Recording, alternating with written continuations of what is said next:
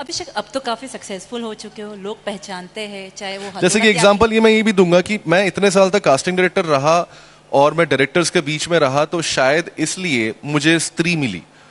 अगर अमर कौशिक मुझे नहीं जानते कास्टिंग के दौरान, अगर सुदीप शर्मा मुझे नहीं जानते कास्टिंग के दौरान, तो मुझे स्त्री नहीं मिलती, मुझे पाताल लोक नहीं मिलती। तो फेमिलियरिटी डेफिनेटली वर्क्स, और वो फेमिलियरिटी के लिए आपको मेहनत करनी पड़ेगी।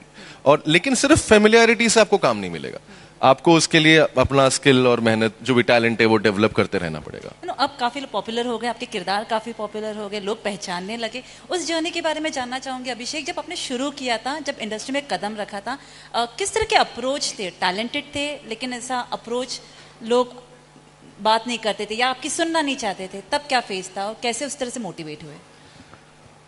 मतलब वही, जब शुरू में आते हो तो आप कोई आपको पहचानता है नहीं, और चक्कर क्या है कि आप, मेरे जैसे बहुत सारे और लड़के या लड़कियां थे जिनको भी ये लगता था कि वो बहुत अच्छे एक्टर्स हैं।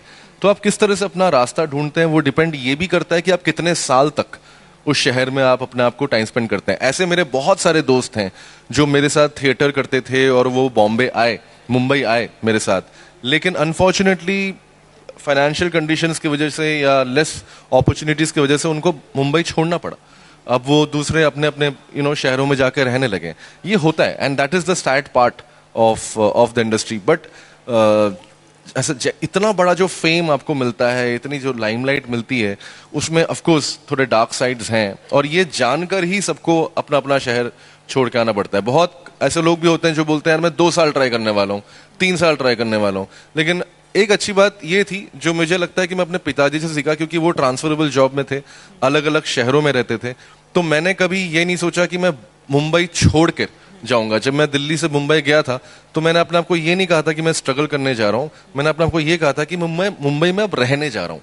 अब वहां पे कैसे रहना है, क्या काम करना है, वो रास्ता आपको खुद ढूंढना पड़ेगा। एक शिकायत कास्टिंग डायरेक्टर से ये भी होती है, जो 2 टर्म्स है, एक्सप्लॉयटेशन और कास्टिंग काउच जैसे टॉपिक्स काफी सुनने को मिलता है। आज जब एक कास्टिंग डायरेक्टर से बात हो रही है, क्या कहना चाहेंगे? आपको लगता है कि अभी हम एक सेफ जोन में रह रहे हैं या अभी भी ये एक डिबेट बन के रह गया या एक सिर्फ कन्वर्सेशन बन के रह गया? ये आई थिंक, देखिए क्या है कि एक्सप्लॉयटेशन जो है वो हर इंडस्ट्री में होता है, और जहां पर भी पावर है वहां एक्सप्लॉयटेशन है, एज सिंपल एज दैट।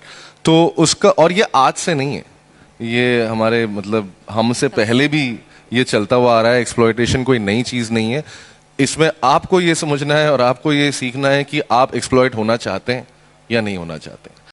अगर आप ये वीडियो YouTube पर देख रहे हैं तो हमारे चैनल को सब्सक्राइब कर बेल आइकन दबाएं, और Facebook पर देख रहे हैं तो हमारे पेज को लाइक करें।